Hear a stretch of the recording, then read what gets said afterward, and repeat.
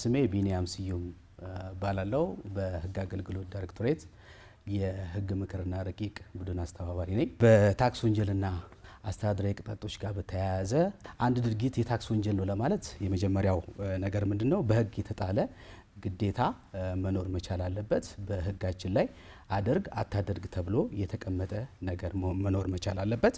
ሁለተኛ ህጉን የሚጥስ ድርጊት ወይ ደግሞ ቸልተኝነት መኖር መቻል አለበት። ሶስተኛ ደግሞ የወንጀል ሀሳብ መኖር መቻል አለበት።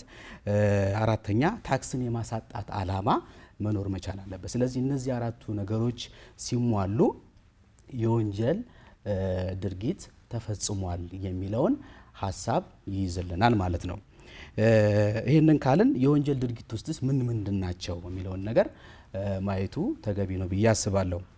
እንደሚታወቀው በታክስ አስተዳደር አዋጃችን ላይ በተለያዩ አንቀጾች ላይ በተለይ ከ119 ጀምሮ የታክስ ወንጀሎች ምን ምን እንደሆኑ በዝርዝር ተቀምጠው እናገኛቸዋለን። ለምሳሌ ገቢን መደበቅ አንዱ በታክስ ወንጀል ሊያስጠይቅ የሚችል ድርጊት ነው። ገቢ መደበቅ ሲባል በተለያየ መንገድ ሊገለጽ ይችላል። ለምሳሌ ሀሰተኛ ወጪን ማሳየት፣ ሀሰተኛ የታክስ ሪፖርት ማቅረብ፣ ሀሰተኛ ደረሰኝን ማቅረብ፣ ፍቃድ ያልተሰጣቸውን የሽያጭ መመዝገቢያ ማሽኖችን መጠቀም እና ሌሎች ተግባራትን በአዋጃችን ላይ በዝርዝር የተቀመጡ ድርጊቶች የታክስ ወንጀል ናቸው ብሎ መውሰድ ይቻላል። እንዲሁም በተጨማሪ ለምሳሌ ህገወጥ የተመላሽ ጥያቄን ማቅረብ፣ አንድ ሰው በትክክል ማግኘት ያለበትን የተመላሽ ጥያቄ ህጋዊ መሰረት ይዞ መጠየቅ ይችላል። ነገር ግን ያልተፈለገ ጥቅም ለማግኘት ሲባል የተመላሽ ጥያቄን ማቅረብ ሌላው በወንጀል ሊያስጠይቅ የሚችል ድርጊት ነው ብሎ መውሰድ ይቻላል። ሌላው የታክስ አስተዳደር ማደናቀፍ። እንግዲህ የታክስ አስተዳደር ሲባል የታክስ አሰባሰባችንን በምናደርግበት ጊዜ የተለያዩ ተግባራትን የታክስ ባለስልጣኑ ያከናውናል። ነገር ግን ያንን ድርጊት እንዳይፈጸም ከጥፋተኞች ጋር ወይ ደግሞ ከወንጀለኞች ጋር አብሮ መተባበር፣ የምርመራ ሂደቱን ማደናቀፍ፣ የታክስ አሰባሰቡን በአጠቃላይ ማደናቀፍ ሌላው በወንጀል ሊያስጠይቅ የሚችል ድርጊት እንደሆነ አዋጃችን ላይ በግልጽ ተቀምጦ እናገኘዋለን። ከዚህ ከታክስ ወንጀል ጋር በተያያዘ ለምሳሌ የታክስ ግዴታን ሆን ብሎ አለመወጣት ወይ ደግሞ የሐሰት ማስረጃን ማቅረብ ምን አይነት አስተዳደር ቅጣትና ወንጀል ቅጣትን ያስከትላል የሚለውን ነገር የተወሰነ ሀሳብ ማንሳቱ ጠቃሚ ነው ብለን ብዬ አስባለሁ።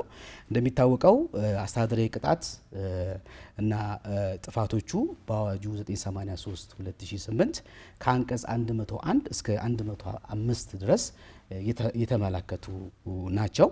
ብዙ ጊዜ አስተዳደራዊ ቅጣት የገንዘብና የወለድ ቅጣትን ነው የሚያስከትለው። ልክ እንደ ወንጀል የእስር ቅጣት ወይ ደግሞ እስርና የገንዘብ ቅጣትን የሚያስከትል አይደለም። አላማውም ይለያያል። በኋላ በዝርዝር እመጣለሁ።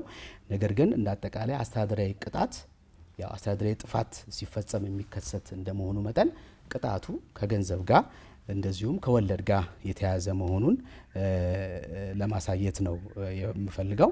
ሌላው የታክስ ወንጀል ጥፋቶችና ቅጣቶቻቸው እንዲሁ በዚሁ በ983 2008 አዋጃችን ላይ ከአንቀጽ 116 እስከ 133 የተመላከቱትን የሚያካትት ነው። እነዚህ ወንጀሎች በሚፈጸሙበት ጊዜ ጥፋተኛ በተባለው ግለሰብ ላይ የገንዘብ መቀጮ ሊጣል ይችላል። እንደዚሁም ያልተከፈለው ወለድ ከእንደዚሁ ከገንዘብ መቀጮ ጋር አብሮ ሊጣልበት ይችላል። ከባድ ሲሆን ደግሞ ቅድም እንዳልኩት የእስር ቅጣት የሚጣልበት ሁኔታ አለ። አንዳንዴ ደግሞ የእስር ቅጣትም የገንዘብ ቅጣትም ሳይመልታኒየስሊ የሚጣልበት ሁኔታ አለ እና ይሄ ሁኔታ እንግዲህ ከአስተዳደር ቅጣት የሚለየው አንዱ የወንጀል ቅጣት ሁለቱንም ያካተተ መሆኑን የሚያመላክት ነው።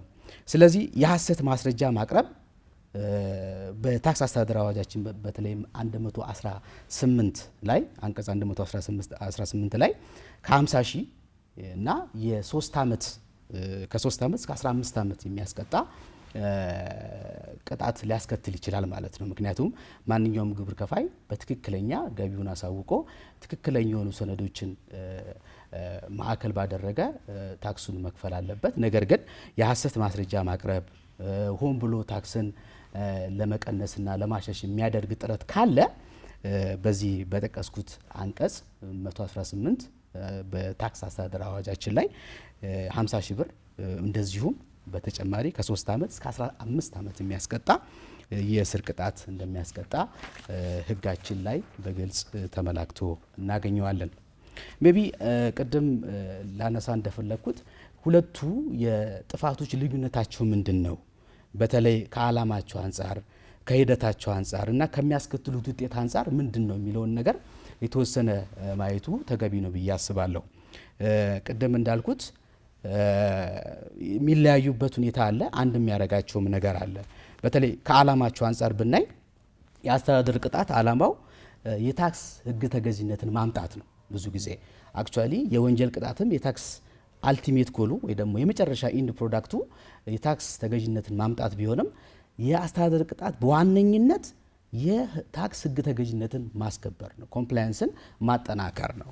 ዌራስ የወንጀል ቅጣት ምንድነው? ብዙ ጊዜ ወንጀለኛን መቅጣት ነው እና ወንጀልን መከላከል ነው። ብዙ ጊዜ አንድ ሰው ጥፋት ካጠፋ መቀጣት አለበት፣ ዲተር መደረግ አለበት። ድጋሜ ያ ቅጣት እንዳይፈጸም ህብረተሰቡንም መከላከል ስላለበት የወንጀል ጉዳይ ብዙ ጊዜ ፐብሊክ ኢንትረስት ነው። ኖት ኦንሊ ታክስ ብቻ አይደለም፣ የፐብሊክ ኢንትረስትንም የሚይዝ ስለሆነ ህዝብን ማስተማር ዋናው ዓላማ ስለሆነ በወንጀል የሚቀጣ አካል መከላከልና እንዲማር ማድረግ ዋናው ዓላማ ነው። የራስ ታክስ አስተዳደር ደግሞ ህግ ተገዥነትን ማምጣት ነው። ስለዚህ ከዓላማ አንጻር የተወሰነ ልዩነት እንዳላቸው መረዳት ይቻላል። ሌላው ቅጣት የሚጥለው አካል ይለያያል። ለምሳሌ አስተዳደር ቅጣት የሚጥለው ብዙ ጊዜ የታክስ ባለስልጣኑ ነው። እንደሚታወቀው የታክስ ግዴታውን የማይወጣ ታክስ ከፋይ ወለድ እና የገንዘብ መቀጮ ቅጣት ሊጣልበት ይችላል። ያንን ቅጣት የሚጥለው የታክስ ባለስልጣኑ ነው። ወይራስ የወንጀል ጉዳይ ከሆነ ደግሞ ፍርድ ቤት ነው። ለፖሊስ ይመራል፣ አቃቢ ህግ ክስ ይመሰርታል፣ ፍርድ ቤት ደግሞ የቅጣቱን ውሳኔ ያስተላልፋል። የሚቀጣው አካልም ልዩነት እንዳላቸው የሚያሳይ ነገር ነው። ሌላው የሚፈለገው የጥፋት ደረጃ በታክስ አስተዳደር ቅጣት ጊዜ የሚፈለገው የጥፋት ደረጃ ቸልተኝነት ነው ወይ ደግሞ አለመፈጸምን ነው። ለምሳሌ በታክስ አስተዳደር አዋጃችን ላይ አንድ ግብር ከፋይ ሊከተል የሚገባው መብትና ግዴታ ተቀምጦለታል። ያንን ካልፈጸመ ወይ ሚስ ካረገ ወይ ደግሞ ቸልተኛ ከሆነ አስተዳደራዊ ቅጣት ይጣልበታል፣ የገንዘብ መቀጮ ወለድ ሊጣልበታል ማለት ነው። ወይራስ በወንጀል ጋር ስንመጣ ኢንቴንሽን ነው። ቅድም ብያለሁ፣ አንድ ድርጊት ወንጀል ነው ሊባል የሚችለው በወንጀለኛ መቅጫ ህጋችን ላይ እንደተቀመጠው አንደኛ ሞራል ኤሌመንት ሊኖረው ይገባል። ያንን ድርጊት ለመፈጸም ሞራል ሊኖረው ይገባል። ፈጽማለሁ ብሎ በአይምሮ አስቦ ያንን አልሞ የሚሄድ መሆን መቻል አለበት። ሁለተኛ ሌጋል ኤሌመንት መኖር አለበት። በህጉ ላይ ይሄ ድርጊት በወንጀል ያስቀጣል ተብሎ በህጋችን ላይ የተጻፈ መሆን አለበት። ሶስተኛው ደግሞ ማቴሪያል ኤሌመንት ነው። ያ ድርጊት መፈጸም አለበት ወይ ደግሞ መከናወን አለበት። ታክስ ማጭበርበር ከሆነ ማጭበርበር አለበት። ሐሰተኛ ሰነድ ማቅረብ አለበት። የፍቃድ ያልተሰጠውን ደረሰኝ መጠቀም መቻል it should be implemented ማለት ነው። እና ሳምታይምስ በወንጀለኛ ህጋችን ላይ ፕሪፓራቶሪ አክት ሊያስቀጣ ይችላል፣ ግን ሞስት ፕሮባብሊ አቴምፕት ነው የሚያስቀጣው። ያን ድርጊት አቴምፕት ማድረግ አለበት፣ ወደ ተግባር መሄድ አለበት። እነዚህ ሶስቱ ነገሮች መሟላት አለባቸው እና የሚፈለጉ የጥፋት ደረጃ ኢንቴንሽን በወንጀል ቅጣት ለመቀጣት አንዱ ምክንያት ነው ብሎ መውሰድ ይቻላል። ሜቢ ሶስተኛው የሚለያቸው ነገር የቅጣቱ አይነት ነው። ቅድም እንዳልኳችሁ የቅጣቱ አይነት የሚለየ ነው። ቅድም እንዳልኩት የገንዘብ ቅጣትና የወለድ ቅጣት ነው በታክስ አስተዳደር ቅጣት ላይ የሚጣለው። የራስ እዛ ጋር ደግሞ እስር ሊሆን ይችላል፣ የገንዘብ ቅጣቶች ይችላል፣ ሁለቱንም ሊይዝ ይችላል። የወንጀል ምዝገባን በተመለከተ በታክስ አስተዳደር አዋጃችን ላይ የወንጀል መዝገብ አይያዝም ማለት ዛሬ ቢቀጣ ሜቢ ቀጣይ ዓመት ላይ ኮምፕላያንት እስከሆነ ድረስ ሊቀጥል ይችላል። ግን በወንጀል ቅጣት ጊዜ የወንጀል ሪከርድ ይያዝበታል። ዛሬ ከተቀጣ ድጋሚ ያን ወንጀል ቢያደርግ ሲከሰስ ማክበጃ ይሆንበታል። የበለጠ የሚጣለው ቅጣት ከፍ ብሎ ሊጣልበት ይችላል ማለት ነው እና እነዚህ በተወሰነ ደረጃ የታክስ አስተዳደር ቅጣትና የወንጀል ቅጣት ልዩነታቸውን ለማሳየት በታክስ ወንጀል የተጠረጠሩ ታክስ ከፋዮች በህግ የተሰጣቸው መብትና የይግባኝ አማራጮቻቸው ምንድነው የሚለውን ነገር ብናይ ጥሩ ነው ብዬ አስባለሁ። እንግዲህ አይተናል እስካሁን ድረስ ምንድነው የታክስ ወንጀል ምን ነገሮችን ይይዛል፣ ምን አይነት ቅጣት ይጣልበታል፣ ልዩነታቸው ምንድነው ብለን አይተናል። አሁን ደግሞ ኦሬዲ ያ ጥፋት ተፈጠረ፣ ሰውየው ተያዘ። ከዛ በኋላ በዚህ ወንጀል ውስጥ የተጠረጠረ አካል ምን መብት አለው የሚለውን ነገር ማየቱ ተገቢ ነው ብዬ አስባለሁ። ሜቢ ይሄ ጉዳይ ከወንጀለኛ መቅጫ ህጋችን ላይ ነው የምናገኘው። የታክስ አስተዳደር አዋጃችን ላይ ያው የታክስ ጉዳይን በተመለከተ የሚያስቀምጥ ቢሆንም በወንጀለኛ መቅጫ ህጋችን እና በወንጀለኛ መቅጫ ስነ ስርዓታችን ላይ አንድ በወንጀል የተጠረጠረ አካል ምን መብት አለው የሚለውን ነገር እዛ ላይ በዝርዝር ተቀምጦ እናገኘዋለን። ለአብነት ያክል አንደኛ ንጹህ ሆኖ የመገመት መብት አንዱ መብቱ ነው። ሌላው ክሱን የማወቅ መብትም አለው። በምንድነው የተጠረጠረው፣ በምንድነው የታሰረው የሚለውን ነገር የማወቅም መብት አለው። ሌላ ጠበቃ የመያዝ መብት አለው። አቅም ካለው በራሱ ቀጥሮ ጠበቃ ማያዝ ይችላል። አቅም ከሌለው ደግሞ መንግስት በራሱ ተከላካይ ጠበቃ ቀጥሮለት በዛ አግባብ ክርክሩን እንዲያደርግ የማድረግ መብት አለው። ሌላው ራሱን የሚያስወነጅል ነገር አለመናገር፣ ሳይለንት መሆን አለው። ምንም አለመናገር መብት አለው። ማስረጃዎችን የመቃወም መብት አለው። አንድ ፖሊስ ወይ ደግሞ ክሱን የመሰረተው አቃቢ ህግ እነዚህ ማስረጃዎች እኔን አይገልጹኝም፣ ትክክል አይደለም፣ ሐሰተኛ ነው ብሎ የማቅረብም መብት አለውና ይሄም ለታክስ በወንጀል የተጠረጠረ ታክስ ከፋይ ላይ የሚሰጠው መብት ነው። ሌላው ፍትሃዊ ችሎት መብት ነው። በፍትሃዊነት ችሎቱ እንዲዳኝለት መጠየቅ ይችላል።